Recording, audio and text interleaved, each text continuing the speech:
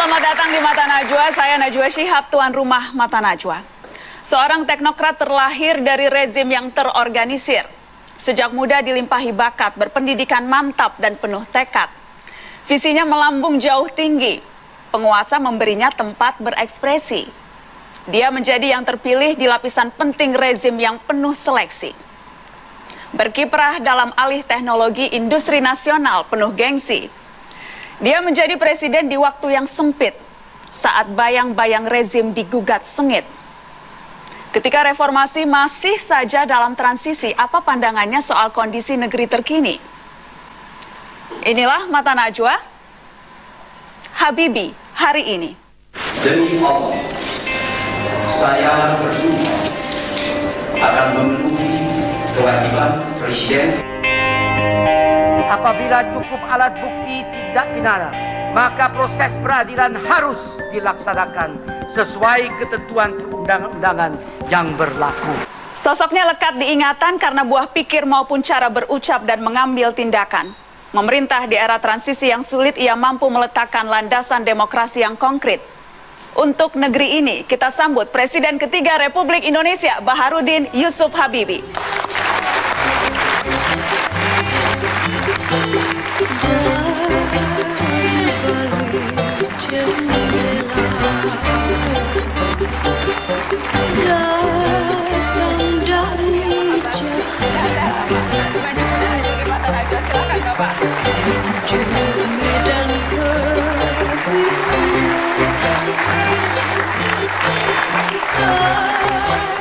Sepasang mata bola, lagunya kita putar khusus untuk Presiden ketiga Baharudin Yusuf Habibie. Apa kabar Bapak?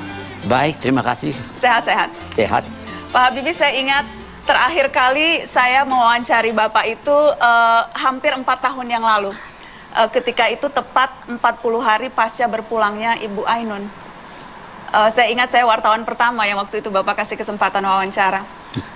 Saya ingat tahun itu Pak, saya bertemu dengan orang yang sangat patah hati. Masih patah hatikah Habibie hari ini? Enggak pernah saya patah hati, tapi saya kehilangan ya separuh dari jiwa saya. Tapi sekarang saya sangat meyakini bahwa Ibu Ainun selalu berada pada diri saya. Kalau saya merindukan Ibu dan sedang sedih, saya kejamkan mata saya dan terbayang wajah Ibu yang mengatakan, jangan sedih. Saya selalu mendampingimu dan berada di sampingmu. Itu kata-kata yang saya dengar melalui ya telepati atau keyakinan bahwa Ibu Ainun selalu berada dengan saya. Ini selendangnya. Itu selendang Ibu Ainun? Ya. Selalu Bapak bawa atau karena memang spesial malam karena ini? Ini malam dingin, saya pakai yang panas.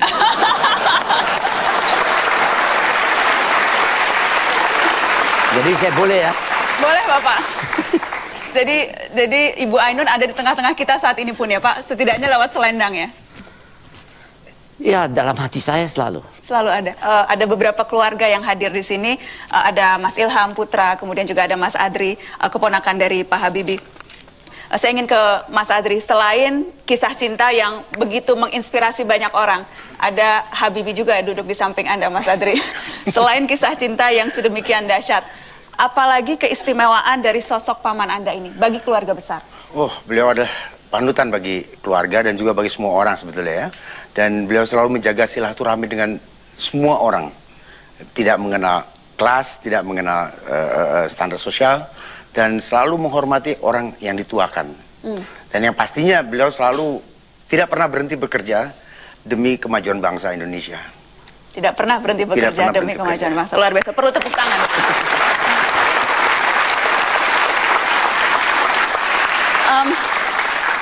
Baharudin Yusuf Habibie, seorang jenius, insinyur pesawat terbang, wakil presiden, presiden ketiga Republik ini yang menjabat hanya 517 hari. Bukan untuk mengorek luka lama Pak Habibie, tapi untuk belajar dari perjalanan bangsa. Saya ingin kita menyaksikan cuplikan potongan sejarah berikut ini. Aku tidak pernah mendapat Saudara tanggapan pimpinan sidang, yang positif. saudara pimpinan sidang, interupsi sebentar. Saya mendapat informasi dari luar, itu masih terjadi penembakan. Dan saya minta, apakah betul status mahasiswa ini representasi apa yang mahasiswa yang dari luar? Ini perlu jelas. Maka pada tanggal 11 Oktober 1999, Jaksa Agung telah mengeluarkan surat perintah penghentian penyidikan SP3 terhadap kasus yang berkaitan dengan ketiga yayasan tersebut. Adapun terhadap keluarga dan kroni mantan Presiden Soeharto, apabila cukup alat bukti tindak pidana, maka proses peradilan harus dilaksanakan sesuai ketentuan perundang-undangan yang berlaku.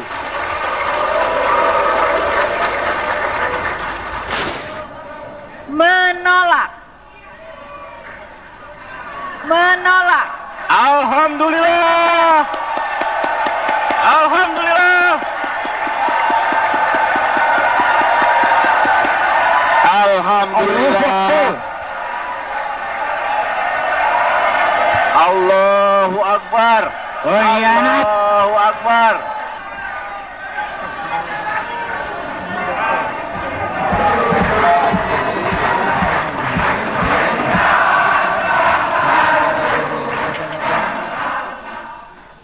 Sekali lagi Pak Habibie, bukan untuk mengorek luka, tapi untuk belajar dari perjalanan bangsa.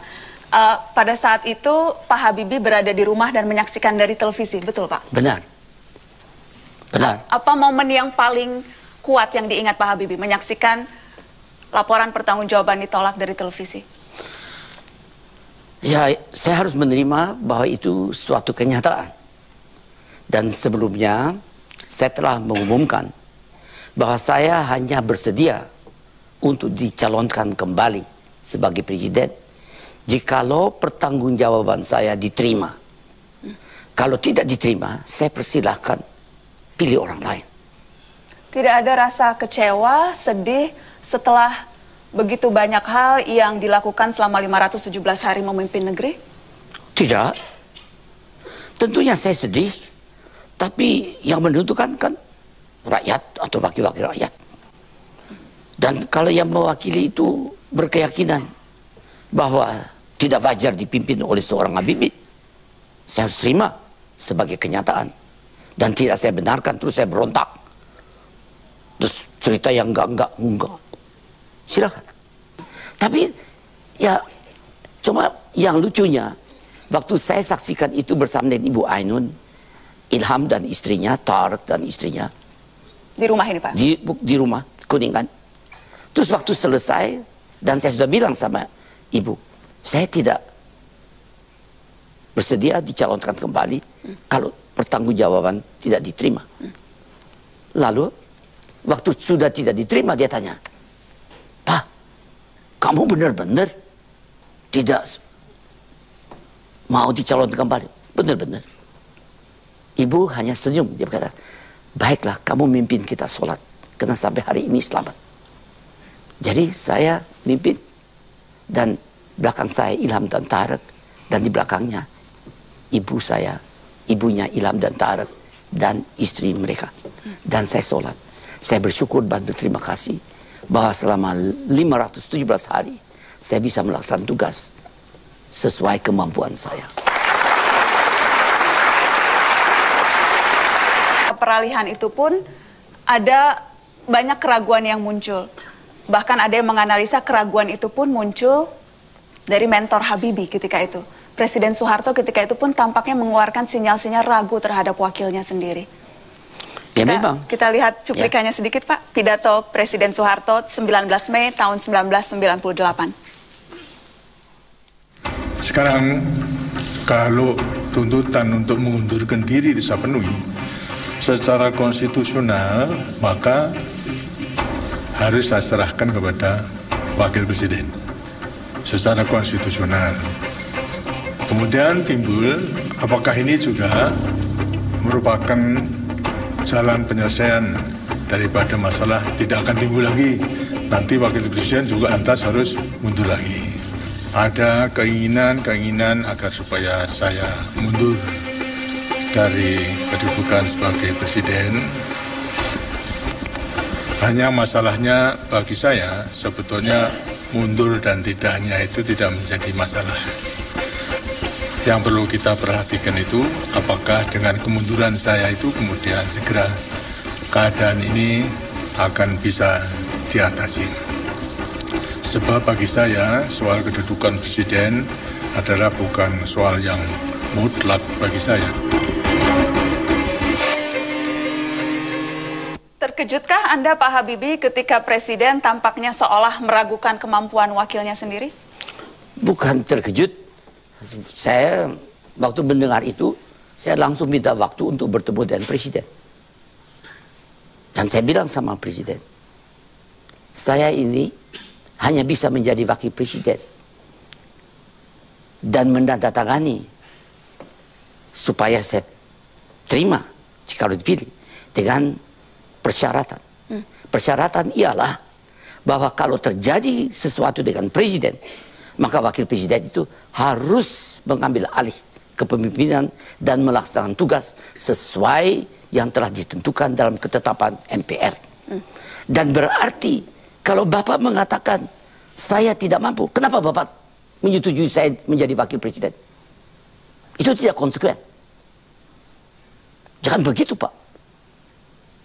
Saya sampaikan. Karena jangan lupakan, saya dengan Pak Harto itu dekat sekali. Saya biasa kalau berdebat dengan Pak Harto bilang apa adanya. Apa komentar Pak Harto ketika Anda marah demikian? Dia ngerti saya, dia diem. Dia diem. Jangan begitu, Pak. Ada berbagai analisa, Pak Habibie. Setelah Anda kemudian tidak menjadi presiden, ada banyak sekali buku yang ditulis.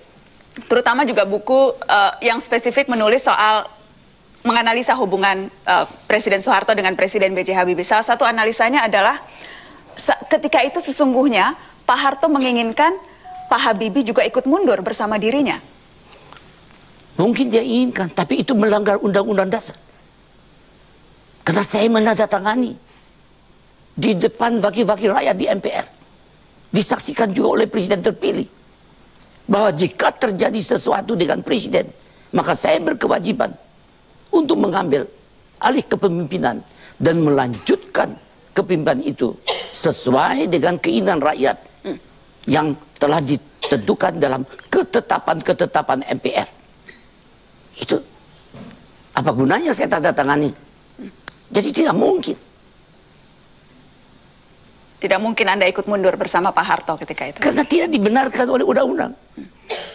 Keraguan-keraguan yang tadi, satu pertama keraguan dari Presiden Soeharto, tapi juga banyak keraguan yang muncul dari berbagai kalangan. Waktu itu militer ragu, mahasiswa marah, banyak kalangan meragukan kemampuan B.J. Habibie untuk memimpin. Katanya B.J. Habibie itu bukan politisi, dia teknokrat yang hanya jago buat pesawat, tidak tahu apa-apa soal memimpin negeri. Ya memang orang bagi saya bisa berpendapat apa saja. Tapi yang jelas saya itu harus menyelesaikan masalah. Masalah yang saya hadapi ialah kalau saya mengambil kebijakan salah, Indonesia bisa bubar. Kenapa orang banyak menganalisa ini, Pak Habibie? Karena tampaknya masih misterius hubungan antara Presiden Soeharto dengan Presiden Habibie. Antara Presiden kedua dengan Presiden ketiga masih misterius hubungannya. Karena sampai saat-saat terakhir pun belum harmonis dan belum pernah bertemu Pak Habibie dengan Pak Harto. Apa memang ada yang mengganjal? Saya penghabisan berbicara dengan Pak Harto pada hari ulang tahunnya, bulan Juni. Saya baru jadi presiden tanggal 20 Mei. Beliau hari ulang tahun tanggal berapa ya? 8 atau 9 Juni. 9 Juni, ya. 9 Juni. 9 Juni saya minta kepada Menhan Pangap Pak Wiranto untuk menghubungi saya dengan Pak Harto. Saya melalui telepon saya sampaikan, Pak Harto, saya butuh masukan. Pak Harto lengser, saya mau tahu data-data yang detail. Kan kalau orang timbang terima kan, kalau Anda gubernur diganti oleh orang lain, kan ada timbang terima. Walaupun upacara tidak dibacakan, tapi ada bahan-bahannya kan. Dan kita sehingga bisa belajar dari kesalahan. Ini percakapan via telepon, Pak? Via telepon. Terus dia bilang, tidak mungkin kamu ketemu dengan saya. Kenapa? Merugikan kita. Merugikan. Bukan kita itu, bukan Pak Harto dan Habibie. Kita bangsa Indonesia. Karena saya kenal Pak Harto. Apa ruginya dua pemimpin saling bertemu? Ruginya, karena dia adu domba. Dia kan orang yang sangat bijaksana dan tahu lapangan. Lebih tahu dari Habibie. Dan dia mengatakan, beginilah. Kamu selesaikan masalah-masalah yang kamu hadapi. Selesaikan semua. Saya tuh jadi emosional. Saya mengatakan, Pak Harto, yang benar aja dong. Saya juga manusia punya perasaan. Kenapa saya tidak bisa ketemu dengan Pak Harto? Itu dia bilang, Habibie, saya tahu kamu anak yang soleh. Kamu sholat 5 kali sehari. Saya juga. Tapi kamu harus tahu satu. Tiap kali saya soleh, saya sholat. Tiap kali saya sholat, Habibie, saya doa untuk kamu supaya kamu selamat dan sukses. Laksanakan tugasmu. Terus dia bilang, terima kasih Pak. Saya letakkan itu, saya nangis. Yang bilang saya, Ainun, lihat semua. Sempat beberapa kali ada upaya Pak Habibie untuk menemui Pak Harto, tapi itu selalu tidak terlaksana, Pak. Ya, karena saya rasa yang penghabisan waktu beliau sakit, saya ekstra datang winter dari lapangan terbang, saya langsung ke rumah sakit. Kebetulan di rumah sakit itu, di situ ada Pak Quraisy. Pak Quraisy dengan Pak Muladi mendampingi. Pak Harto tidak dalam keadaan sadar. Saya tidak diperkenan masuk. Akhirnya saya sampaikan, look, saya datang berapa juta meter dari Jerman dengan pesawat terbang dengan ibu. Keadaannya sakit, saya sendiri tidak begitu sehat, ibu apalagi. Baiklah, di belakang dinding itu berbaring Pak Harto. Hanya berapa meter? Kalau saya ngitung 1 meter bukan 1 juta, sekian promil. Jadi berarti, baiklah, saya bilang sama Pak Quraisy, kita tolong doakan untuk Pak Harto. Saya dari sini, saya doakan untuk Pak Harto dengan Ainun. Tapi tidak bisa bertemu langsung? Ya, tidak bisa karena dia kan masih punya anak dan keluarganya. Keluarganya yang tidak memperbolehkan Anda menemui Pak Harto? Ya siapa? Karena Pak Harto nggak bisa bicara. Kalau dia masih sadar, Anda yakin Pak Harto akan mau menemui Baharudin Yusuf Habibie? Saya yakin dia akan menjawab. Kalau dia tidak mau, kenapa? Kalau dia mau, dia bilang silakan masuk. Pak Habibie, seberapa sulit ketika itu menurut Bapak proses atau upaya membuktikan bahwa Habibie bukan kroni Soeharto? Atau memang Pak Habibie tidak pernah merasa perlu repot-repot membuktikan bukan kroni? Saya tidak perlu. Ada pepatah, secepat apapun kebohongan itu berlari, yang kebenaran akan melambungnya. Kenapa saya mau ribut-ribut? Dia bilang kroni apapun, I don't care. Habibie, orang-orang menyebut Anda anak emas Soeharto yang akhirnya tersingkir. Khusus Mata Najwa malam ini, saya ingin mengundang sahabat Pak Habibie yang juga memiliki kesamaan. Sama-sama anak emas yang juga tersingkir, tapi dari negeri jiran. Mata Najwa menghadirkan mantan Deputi Perdana Menteri Malaysia, Dato' Anwar Ibrahim.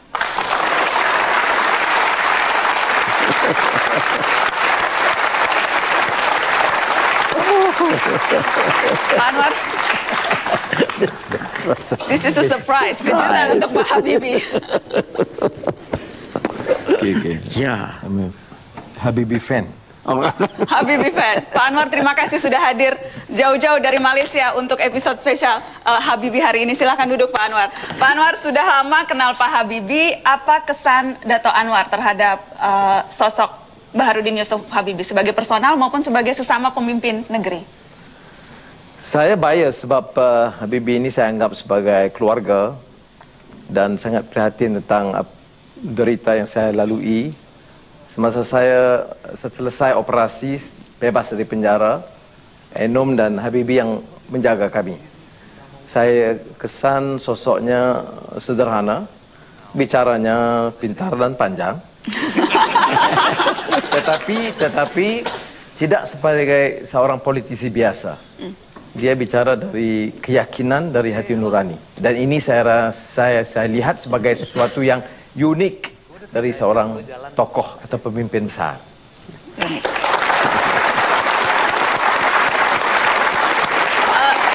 Selain sama-sama anak emas yang tersingkirkan, Pak Anwar, ada satu lagi kesamaan, tapi yang memberikan ini orang yang cukup kontroversial. Kita ingat beberapa waktu yang lalu, mantan Menteri Penerangan Malaysia, Zainuddin Maidin, dalam tulisannya di surat kabar milik UMNO, utusan Malaysia, Anda berdua disebut sama-sama pengkhianat bangsa. Masih ingat itu Pak? Itu sempat menimbulkan kehebohan. Bahkan Presiden Susilo Bambang Yudhoyono pun sempat protes keras. Berani-beraninya orang Malaysia sebut Habibie pengkhianat bangsa. Apa tanggapan Anda soal itu Pak? Orang Malaysia ini banyak juga kategorinya. Ada yang terdidik, ada yang...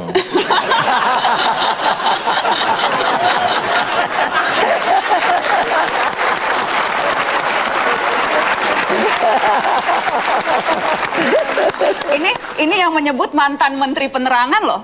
Kurang terdidik apa? Iya, tidak semua menteri itu ada kelayakan. Baik di Malaysia malah di sini juga. Sama Pak, sama kalau itu. Jadi memang itu sesuatu yang ketika itu tidak terlalu Anda pikir harus dipermasalahkan. Tapi Presiden SBY mempersoalkan itu. Iya, sebab ini soal dignity, soal marwah negara. Bukan saja persona Habibie, tetapi soal image Indonesia. Dan ini satu kesilapan besar. Kami juga protes di Malaysia. Kerana dan memohon kepada teman-teman di Indonesia, jangan anggap seorang suara mantan Menteri Penerangan itu sebagai suara rakyat yang waras, yang kurang waras.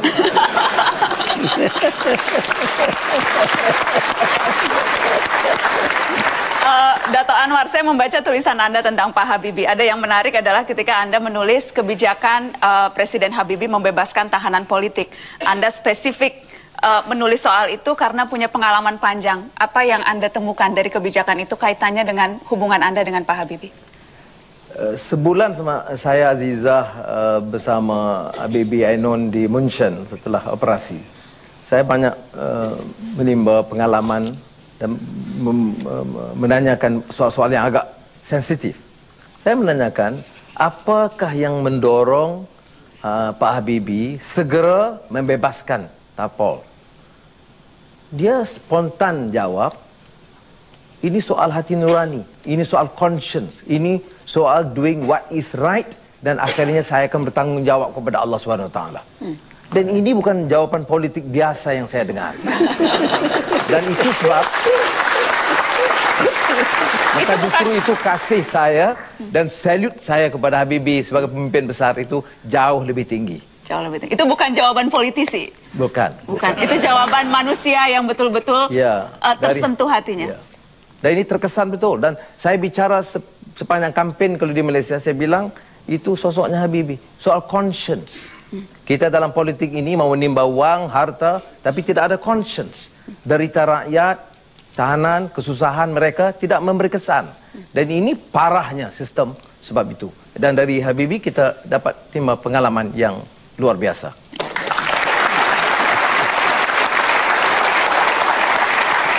Bicara soal tahanan politik Pak Habibie, ada satu lagi tahanan yang juga Anda bebaskan duduk di belakang. Ada Mas Budiman Sujatmiko di tengah-tengah kita. Mas Budiman, apa komentar Anda tentang sosok yang saat ini berdiri? Selain bahwa dia membebaskan seluruh tahanan politik termasuk Budiman Sujatmiko ketika itu. Dan memang Pak Habibie membebaskan sejumlah tahanan politik amnesti. Anda sudah sempat berterima kasih langsung ketika itu? Ada tawaran bagi kami di PRD Tapi memang pada waktu itu yang kami kritik dari Pak Habibie adalah pembebasannya dilakukan secara bertahap, menyicil. Padahal yang kami inginkan pada waktu itu adalah amnesti umum bagi seluruh tahanan politik. Jadi terlepas apapun kasus politiknya. Kebetulan pada waktu menimpa kami, sejumlah teman PRD yang di bawah memang dibebaskan oleh amnesti. Tapi khusus untuk kami pimpinan-pimpinannya tidak mendapatkan amnesti. Kemudian kami mendapat tawaran dari Pak Muladi, kamu bisa bebas tapi dengan gerasi, Budiman. Kira-kira begitu. Akhirnya kami bersepakat, kami menghargai bahwa ada tawaran seperti itu. Dan ini saya yakin bukan dari Pak Habibie, tapi dari orang sekelilingnya yang bagian dari rezim lama. Nanti saya cek kami langsung. memutuskan untuk menolaknya. Karena itu gerasi. Kami hanya mau keluar kalau itu amnesti. Pak Habibie, betul tidak itu? Ada orang-orang di sekeliling yang membisiki sehingga akhirnya Budiman dibebaskannya belakangan. Saya tidak peduli pada bisikan apapun, karena saya punya keyakinan dan pendapat sendiri. Soalnya begini, kalau saya mengatakan kebebasan, semua karena tahanan politik tidak berlaku di bumi Indonesia, di mana manusia merdeka dan bebas berpikir. Jadi apakah saudara mendapat gerasi, apakah mendapat amnesti? Saya rasa saya tidak terus datang. Mana? Karena saya punya masalah yang lain. Saya bukan hanya masalah enggak. Saya bukan. Baik. Ada banyak masalah, termasuk salah satunya Pak Habibie, saya mau masuk ke hal yang kontroversial soal referendum tim-tim. Saya tidak ingin membahas terlalu detail karena banyak sekali yang sudah membahas itu, tapi saya ingin membahas dari sisi-sisi yang lain yang belum banyak orang tahu. Salah satunya adalah kalau kita bicara referendum Timur-Timur, saya mendapat informasi Anda sempat marah sekali pada Sekjen PBB Kofi Annan ketika itu karena melanggar kesepakatan, ia mengumumkan terlebih dahulu hasilnya sebelum ia sampaikan kepada Anda. Betul itu, Pak? Benar. Karena begini, saya sampaikan sama Dewan Keamanan dan Kofi Annan, saya akan mengirim kalau sudah diketahui siapa yang menang atau siapa yang kalah. Karena kalau yang menang pro RI, yang kalah ribut. Kalau yang menang anti RI, yang kalah ribut. Ya. Apapun terjadi akan ribut. Dan betul itu terjadi. Ya, jadi saya sudah tahu bahwa akan ribut. Untuk mencegah itu, maka saya tentukan, saya akan tarik trup semua yang ada emosi, saya ganti dengan yang dari PBB. Nah, itu. Untuk hal itu saya butuh waktu 24 jam. Mereka sudah standby. Dan di dalam hal itu, saya minta kepada PBB, kalau sudah ketahui, jangan umumkan dulu. Beritahu sama saya, langsung saya ganti. Kofi Annan umumkan tanpa memberitahu. Oh, dia beritahu sama saya. Tapi dia bilang hasilnya adalah ini. Sekarang saya mengadakan press conference. Yang benar aja. Ya. Selang berapa lama sebelum press conference itu Anda tahunya Pak Habibie? Dia kan bilang waktu sama saya kok begini. Janjinya kan dia mengatakan, Pak Habibie hasilnya ini. Sekarang saya akan sampaikan. Loh, itu enggak gitu janjinya. Dia pergi. Padahal saya sudah waktu itu sudah mempersiapkan. Kalau menang pidato saya bagaimana? Kalau kalah pidato saya sudah sedia. Sudah siap. Oke. Dan jadi yang menyiapkan pidato juga ada. Pak Watik, Anda yang menyiapkan pidato Pak Habibie kalau menang seperti apa? Satu tim dengan Pak Watik. Ya. Jadi waktu itu saya bingung, Pak Watik tolong disiapkan 2 konsep pidato. Gimana Pak? Oh itu tuh maksudnya. Jadi dalam hati saya, ya memang beliau itu pure gitu, tidak tahu dan tidak mengarahkan apa menang atau kalah. Siapkan 2 macam pidato. Sehingga betul-betul waktu itu sesuai dengan tugas yang diberikan pada saya menyiapkan pidato dalam 2 versi. Versi jejak pendapat dimenangkan oleh yang pro dan jejak pendapat dimenangkan oleh yang anti. Ada Ibu Dewi Fortuna Anwar juga ketika itu yang merupakan bagian dari tim Presiden Habibie. Ibu Dewi, ada yang mengatakan ketika itu Habibie mengambil keputusannya seorang diri. Militer tidak dilibatkan, kemudian Menteri bahkan Menko Polhukam tidak dilibatkan sama sekali. Tidak pernah ada rapat-rapat, semuanya hanya Habibie dan orang-orang dekatnya. Betulkah itu? Ya, saya kira keliru sekali Mbak Najwa ya. Nah, waktu itu Pak Habibie saya ingat betul, karena mendapat kopinya juga, beliau menulis disposisi kepada menteri-menteri yang di bidang Polhukam. Ya tentu saja ada Menteri Polhukam, ada Menlu, ada Menhan Pangap dan yang lain-lainnya mengatakan, saya tidak ingat persis ininya kata-katanya, tapi kalau seandainya setelah sekian 28 tahun Timur Timur tidak bahagia bersama kita, ya kita bisa pisah baik-baik, tolong diskusikan begitu. Jadi kalau ada yang mengatakan bahwa itu diambil sendiri, apalagi itu kena Dewi Fortuna membisik, waduh, itu bilang saya kira agak berlebihan karena tidak pernah ada keputusan itu yang diambil secara unilateral oleh Presiden. Baik, terima kasih. Boleh tepuk tangan untuk Ibu Dewi Fortuna. Opel juga yang anjlok untuk mempertahankan itu di bail out, diberikan duit. Saya yang sehat yang di depan pintu mau mendapatkan FI ditikam dimatikan. Model mana itu?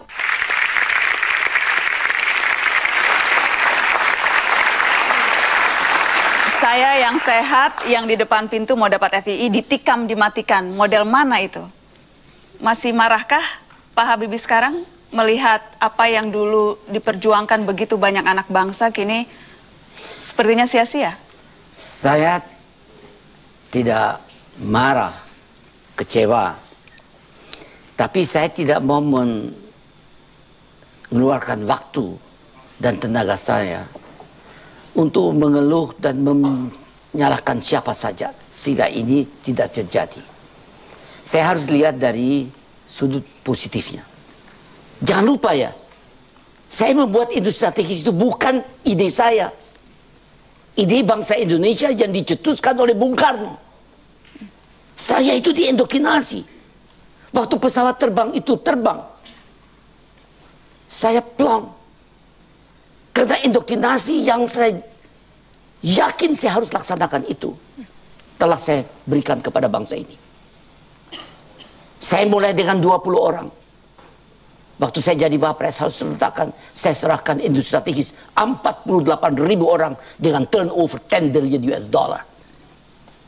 Nah sekarang, dan bukan itu saja, saya sudah menandatangani kontrak untuk mengadakan di Alabama, di mobil. Saya buat assembly line dari N250. Dan saya buat di Stuttgart assembly line dari N250. Dan ini sudah 80% FAA certified. Sudah terbang.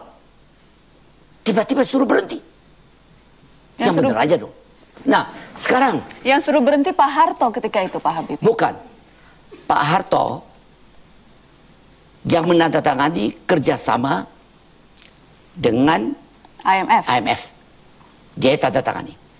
Yang sekitar Pak Harto yang menasihati bukan Menteri Stek dan Ketua BPS. Saya tidak sama sekali diikut sertakan. Anda tidak tahu sampai detik-detik terakhir pun tidak tahu bahwa... Saya tidak pernah lihat itu. Tidak diikut sertakan.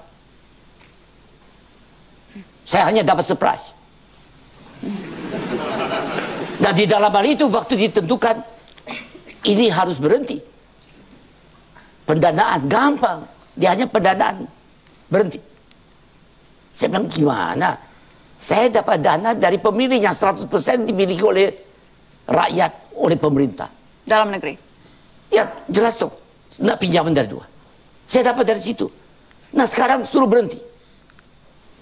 Alasannya utang-utang kita banyak. Utamanya utang swasta. Bukan utang badan usaha milik negara. Dihentikan, yang mengambil alih, dia bubarkan. Yang bersangkutan pernah datang sampai saya mengatakan yang melaksanakan itu adalah IMF yang perintahkan. Kalau IMF datang kemari, dia mengatakan dia mau bantu, tapi saya harus matikan itu perusahaan-perusahaan. Saya tendang keluar itu IMF. Maafkan ya, bukan saya arogan. Pak Habibie, tapi ketika Bapak menjadi presiden pun, itu tidak Bapak cabut lagi, Bapak biarkan saja industri itu ditutup, padahal ada kekuasaan tertinggi seorang Baharudin Yusuf Habibie. Iya, itu yang mereka nantikan. Kalau andai kata saya laksanakan itu, he's only an airplane maker, he can never make Indonesia. Dia, itu yang mereka isunya yang tunggu. Saya akan menghadapi inflasi tinggi, suku bunga tinggi, nilai rupiah anjlok hanya 20% dari nilainya. Yang tadi hanya sudah melampaui 16.000 mau ke 20.000. Negara tetangga, saya sebut aja namanya Lee Kuan Yew, dia mengatakan apa? Kalau Habib pakai, wah akan melampaui 20.000. Orang antri, makanan kurang, PHK banyak. Itu kan lebih penting dari pesawat terbang itu. Saya dahulukan ini dulu. Jadi saya ngalah untuk menang. Yang menang itu siapa? Rakyat.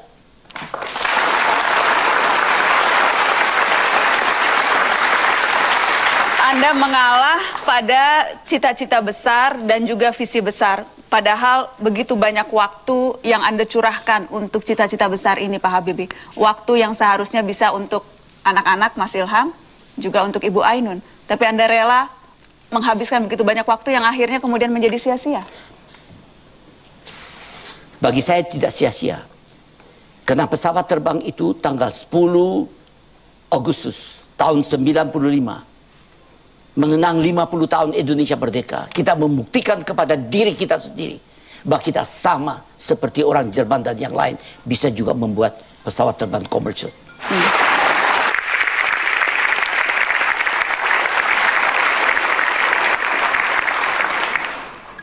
Terima kasih Anda terus di Mata Najwa episode spesial Habibie hari ini. Pak Habibie, kita bicara demokrasi hari ini dari kacamata Habibie hari ini. Partai politik Pak Habibie yang diharapkan bisa menjadi salah satu instrumen demokrasi yang matang.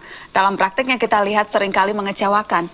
Dinasti partai, kemudian pengurus yang bolak-balik dipanggil KPK, kemudian berbagai hal yang rasanya malu kalau kita mendengar tingkah laku politisi. Mohon maaf kepada para politisi yang hadir malam ini, tetapi itulah kenyataannya Pak Habibie. Dan kemudian orang mengatakan itu kan tanggung jawab Habibie. Ketika itu ia yang membuka keran reformasi termasuk undang-undang partai politik.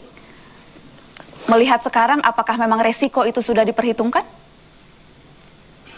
Memang sudah sampai waktunya kita harus mengambil kebijaksanaan dan memberikan kebebasan kepada anak cucu kita. Termasuk untuk berpolitik? Termasuk untuk tapi jangan hanya politik.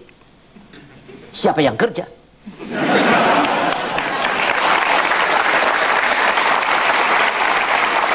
Karena Anda berpolitik, yang bayar itu rakyat. Rakyat yang bekerja. Yang membayar pajak. Perusahaan-perusahaan yang bekerja. Dari pemasukan dari sumber daya alam. Jadi wajar kalau sekarang orang marah kepada partai politik atau pengurus partai yang kemudian mengkhianati uang kita yang sudah kita bayarkan untuk mereka? Wajar. Kalau partainya sudah dipilih, rakyat dipersilahkan memilih seseorang yang menurut penilaian rakyat itu berdasarkan prestasinya. Karena itu penting kita buat kriteria yang siapa yang diperkenankan dicalonkan menjadi pemimpin bangsa ini untuk pembangunan. Nanti kalau dia dipenuhi dan rakyat memilih si A menjadi akan memimpin itu, maka A itu kita namakan presiden. Dia mendapatkan kepercayaan langsung dari rakyat untuk memimpin. Nah, sekarang dia harus jangan eksklusif, inklusif. Berarti dia sekarang bertanggung jawab kepada seluruh rakyat. Karena rakyat itu rame-rame memilihnya. Jangan langsung dia memimpin suatu partai. Dan partainya itu yang misalnya hanya dipilih setengahnya, dia dapat 30%, saya sebut aja. Sedangkan yang dipilih jadi presiden itu mendapat 60%. Nah sekarang si partainya itu bertingkah laku seakan-akan dia dapat 60%. Tidak benar itu. Tidak benar. Partai penguasa maksudnya Pak? Partai manapun. Saya bilang, saya tidak sebut nama. Jangan, makanya saya pancing tadi. Ya, saya tidak dibenarkan untuk memihak. Ya. Pak Habibie, kalau tadi saya ingin mengulang pertanyaan saya. Anda mendukung capres independen, Pak Habibie, karena sudah jelas jelas mendukung. Ya. Tidak perlu dukungan partai di parlemen, tidak perlu kekuatan yang cukup supaya tidak diganggu-ganggu di parlemen, itu tidak perlu. Tidak bisa memerintah, Pak, kalau tidak ada dukungan di parlemen. Diganggu-ganggu terus. Look, waktu saya mengambil alih dari Pak Harto, keadaannya chaos, kacau. Saya diberikan sangu oleh Pak Harto. Tahu apa? 87% kursi di DPR dan MPR saya miliki. Saya diberikan sangu itu. Apa yang saya buat? Saya yang ketua dari keluarga besar Golkar yang memiliki 87% suara. Saya keluar dari Golkar. Bapak tidak menjabat? Tidak. Saya mengatakan, maafkan, saya jadikan pertama Golkar itu waktu hanya golongan karya, saya jadikan partai politik. Jadi, dan setelah saya jadikan partai politik, itu namanya ketua harian keluarga besar Golkar, saya bubarkan. Saya sendiri yang sebagai wakil ketua Dewan Pembina Golkar, itu sistem saya bubarkan. Saya serahkan sama mereka susudian sebagai partai. Dan saya minta permisi. Saya tidak bertanggung jawab terhadap Golkar. Saya bertanggung jawab terhadap bangsa Indonesia. Jadi Presiden Habibie ketika itu menolak dengan tegas rangkap jabatan. Presiden Habibie melepas semua. Saya menolak. Jabatan bukan hanya untuk saya. Semua orang. Saya sampaikan. Semua pimpinan dari partai, termasuk Golkar, tidak boleh duduk di kabinet. Pak Akbar minta diri mundur sebagai Mensesnek. Dia memilih menjadi ketua, karena dipilih menjadi ketua partai Golkar. Yang lain juga, Hamzah Has mundur, tidak boleh. Kalau sekarang terbalik tuh, Pak. Karena itu kita dapat vortex. Kalau sekarang menjabat presiden dulu, baru jadi ketua partai, Pak. Ada mau komentar soal itu, Pak Habibie? Komentar menurut saya salah itu. Wrong.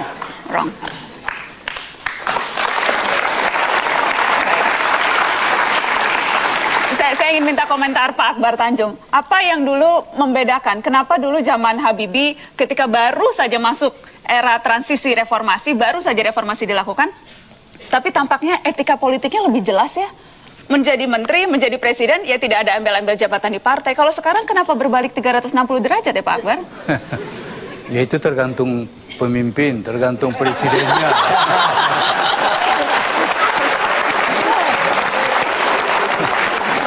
Jadi betul-betul itu tergantung. Kalau presidennya Pak Habibie ya tentu beda dengan yang sekarang. Pasti melanjutkan apa yang telah dirintis oleh beliau. Waktu itu saya juga marah ke Pak Habibie. Pak Habibie, saya ini kan ketua umum Golkar. Sekarang kok Pak Habibie ngambil putuskan tidak boleh pegawai negeri sipil menjadi pengurus partai. Pak Habibie tahu nggak? 80% pengurus Golkar itu pegawai negeri. Bayangkan Pak Habibie, kalau nanti dia tidak boleh, di mana pengurus Golkar? Ya kamu cari sendirilah.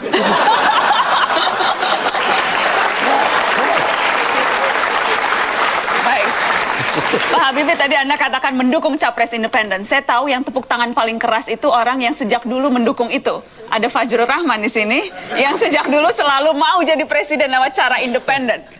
Oke, Nana, terima kasih sebenarnya atas dukungan Pak Habibie itu.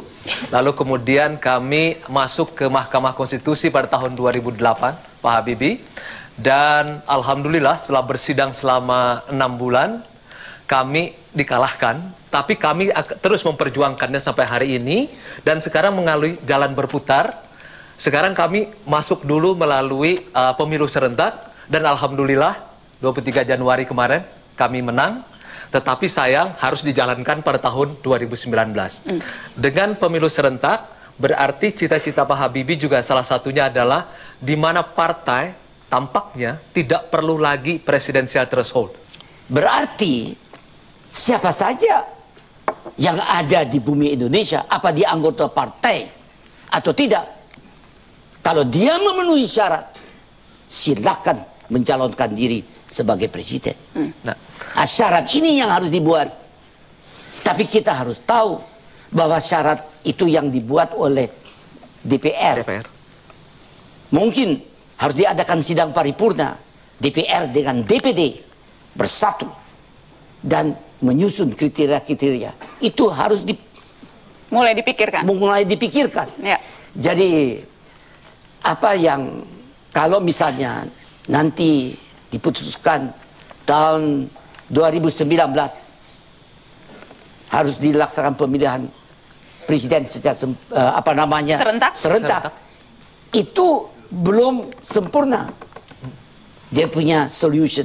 Solution ialah bahwa presiden yang dipilih itu harus memenuhi kriteria yang disusun oleh sidang paripurna DPD dan DPR bersama. Apa itu dinamakan MPR, I don't know. Terserah.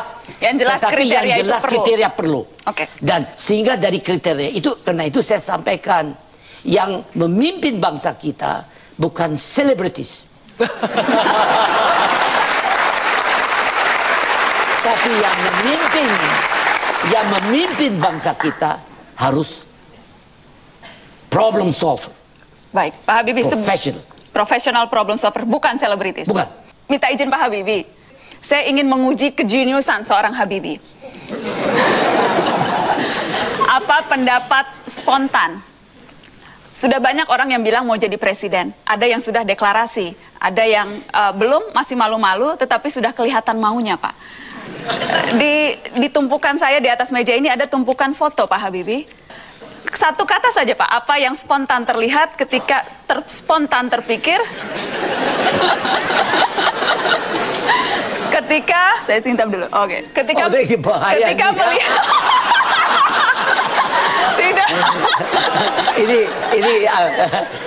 tidak bahaya, spontan saja terpikir. Bukan spontan, tapi orang mengatakan, oh Habibie udah bilang kamu nggak boleh.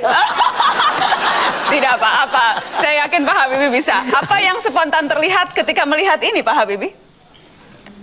Spontan. Di atas 60, kriteria saya harus 40 sampai 60. Kalau yang ini? Bisa, karena berada di antara 40 dan 60. Bisa. Kalau sosok yang ini? Kriteria saya berada antara 40 dan 60. Harus yang spontan, kalau tadi berturut-turut itu tidak spontan. Spontan? Berturut-turut tidak spontan. Kalau yang ini Pak Habibie? Harus antara 40 dan 60. Tapi yang ini saya ingat Pak Akbar 67 ya Pak Ical? 67. Tadi berapa Pak? 40 sampai? 40 sampai 60. Mohon maaf ya Pak Akbar. Kalau yang ini Pak? Sama. 40 dan 60. Saya tidak tahu umurnya berapa. 67 juga? Hah? 67 juga? Ya. Apakah itu satu-satunya kriteria? Bukan. Kenapa? Itu, apa pentingnya harus 40-60 Pak? Kita tahu dalam perjuangan bangsa Indonesia yang modern ada 3 generasi yang kita kenal. Generasi angkatan 45 yang hanya mengenal merdeka atau mati. Tidak ada kompromis. Dia lahirkan Pancasila, Undang-Undang Dasar. Dia perjuangkan, dia merebut semua sehingga kita merdeka. Jiwanya itu kita harus pelihara. Ada yang namanya generasi peralihan. Itu definisi generasi peralihan. Ada suatu generasi yang pernah bekerja erat dengan angkatan 45. Tapi juga pernah bekerja erat dengan generasi penerus. Generasi 45 sudah tiada lagi. Ada beberapa di atas 90, atas 85, forget it. Generasi peralihan sedang di depan pintu. Pak Habibie termasuk di dalamnya. Yang di atas 60, saya masih masukkan generasi peralihan. Karena mereka adalah pernah bekerja sama dengan 45 dan generasi penerus. Jadi berarti mereka harus dalam hal ini rela menyerahkan kepemimpinan kepada generasi penerus. Dan generasi penerus itu kriterianya 40 sampai 60. Saya sekalian cek produser dulu. Kriteria yang lain mengenai detail itu saya serahkan dibicarakan di DPR dan DPD. Sesuai janji tadi saya mau mengklirkan supaya tidak salah, Pak Wiranto 66 tahun, Pak. Kemudian Pak Jokowi 52 tahun, Pak Prabowo 62 tahun, Pak Ical seperti yang tadi saya sudah hafal 67 tahun, kemudian Rhoma Irama. Ini pemimpin selebriti bukan, Pak? Tidak. Saya tidak kenal. Tidak kenal Rhoma Irama. Enggak. Rasanya cuma Pak Habibie yang tidak kenal Rhoma Irama. Ya, saya tidak kenal karena saya nggak tahu siapa dia dan tidak tahu mainnya apa. Yang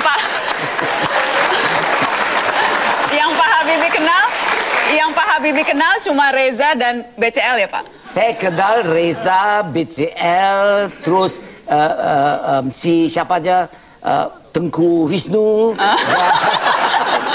dan yang satu yang main Fitri, Sherin.